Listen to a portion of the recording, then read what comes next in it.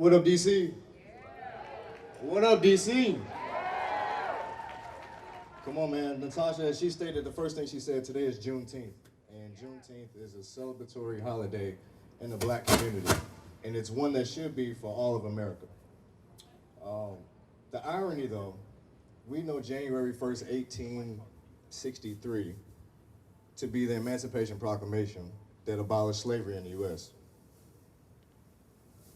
More than 2 years later, June 19th, 1865, was the actual day in which slaves and black people received their freedom in the U.S. Today is 155 years ago. Think about that. They say Juneteenth is a day of celebration, of freedom, a day of reflection upon the struggle that was endured. Last night I had a little bit of time to reflect, and the question that just dawned on me is, what is freedom? By definition, it's the ability to act, think, speak, whenever you want, whatever you want, without any restraint. But another question I ask myself, how can the black community feel free in a world where racism, discrimination, and prejudice are normalized and condoned? When these things are taught, passed down by generation to generation, encouraged, and oftentimes celebrated, how does the black community grow when lives are taken from them unjustly without any consequences?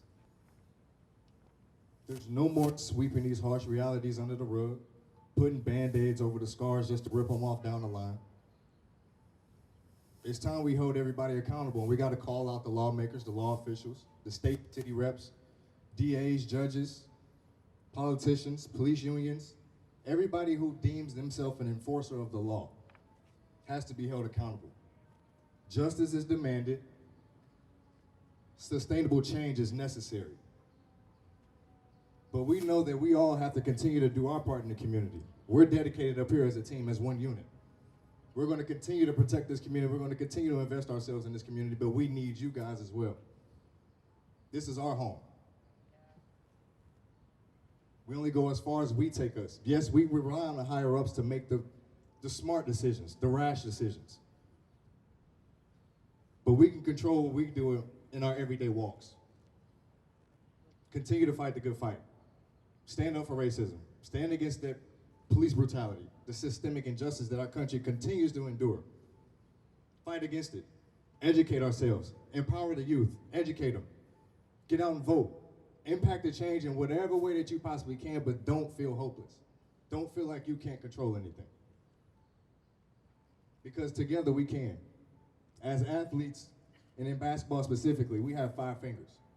And the fist always represents solidarity, team, and union. Whenever we get selfish and out of our ways, our coach puts up 5 fingers as sole individuals. There's no power in that.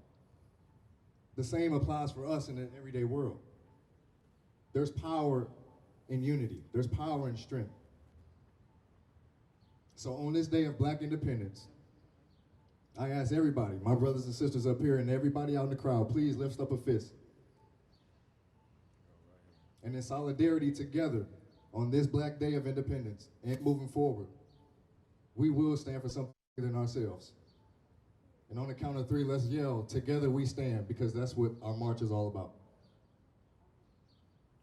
1, 2, 3. Together we stand.